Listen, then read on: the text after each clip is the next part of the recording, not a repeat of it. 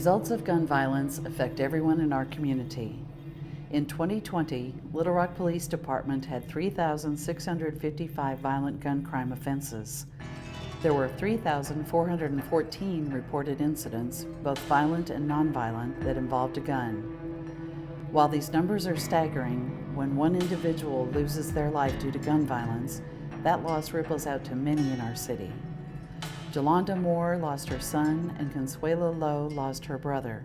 They will forever be affected by gun violence. Reginald was very mannerable. He said, yes, sir, no, ma'am. He was mainly by himself all the time. He worked, he had jobs. He was always the one, he was always hungry, but he didn't never want to fix his food himself. So he always had either myself or my mom fix his food. He was a loving father. That was his only child. He cherished every moment being with her. I mean, he gave the little girl anything she wanted. Every time she said she was hungry, he was taking her to go get something to eat. They was sitting down eating somewhere. On Saturdays, just like I said, he was with her sun up to sundown. He was crazy about her. He had been there with her since birth, since she found out that her mom was pregnant. So, that was his little princess. He loved his grandma. Our grandmother, she was crazy about him. That was her baby. Every day, Reginald would go, if he didn't go inside her house, he'll go just sit in front of her house, just make sure she okay. He'll take her riding. He already know she wanted her a Diet Coke and some peanut butter crackers. So he took her, they got that every day, and go buy her a couple lottery tickets. And he loved his nieces and nephews. When they were younger at Boys and Girls Club, they'll call him and be like, Uncle, can you bring us a snack? And so he'll always call me, sis, why your kids calling me and talking about they need a snack? I mean, he was an A1 person. He was crazy about my mom. I mean, both of us crazy about her. We grew up with her. It was just us three in the house. So, his very first tattoo, he said, I want my tattoo to be my mom's name. So he got a tattoo with my mom's name on his neck. And that was his only tattoo. He never got another tattoo. I just cannot believe that this happened to him because he didn't bother nobody. He would be at my house, he'll be at her house, and we was like, all three of us was bonded together. And it's just so hard for me because they took a part of my life away from me. It would never be the same because, we can't pick up the phone or he called us and be like, I want this for dinner, I want this for dinner. I'll be there at this time here. Because, he always came anytime that you were having anything, anytime the family doing anything, Reginald was always there. So,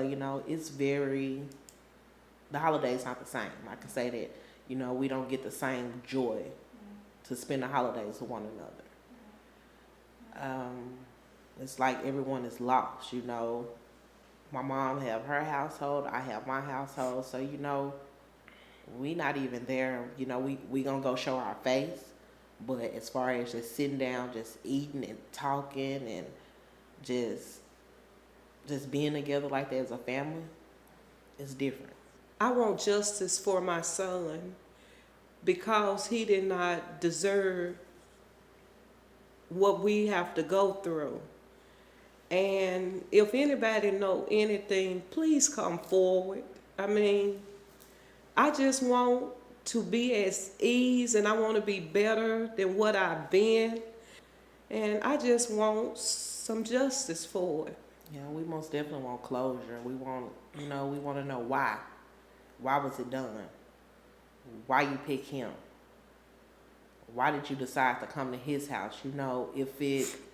If he would have never arrived, were you going to go in the house and harm his daughter? I mean, we want to know why. Why out of everyone, why did you choose him?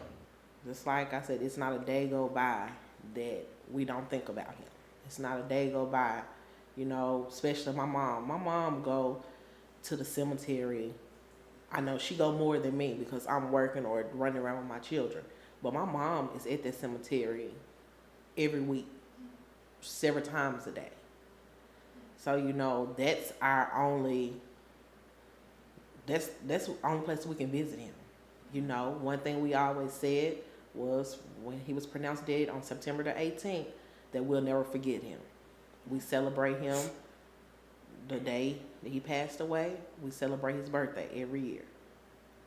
I mean, that's not going to change. We're going to always celebrate him to keep his memory alive. You know, you'll never understand our bond we had with him. So, you know, everyone always say, oh, it will eventually get easier. No, it seemed like every year it get harder, it get tougher. Just by the simple fact we know he would never be able to come back. We'll never be able to see his face unless we having a dream or something like that.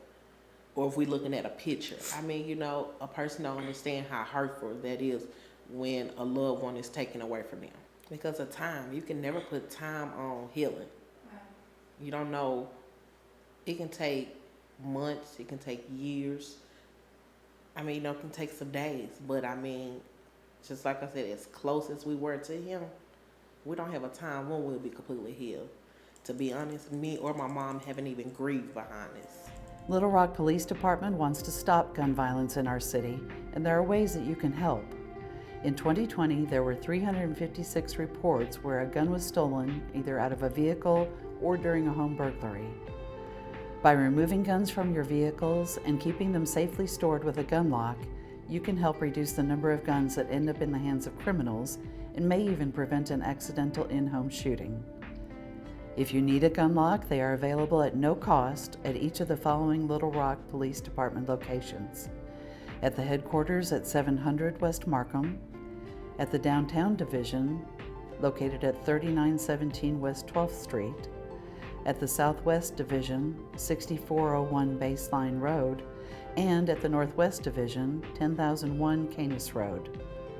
Remember, if you see something, say something. If you or a loved one has been a victim of gun violence and are in need of information or resources, please contact Little Rock Police Department Victim Services Helpline at 501-918-HELP or 501-918-4357.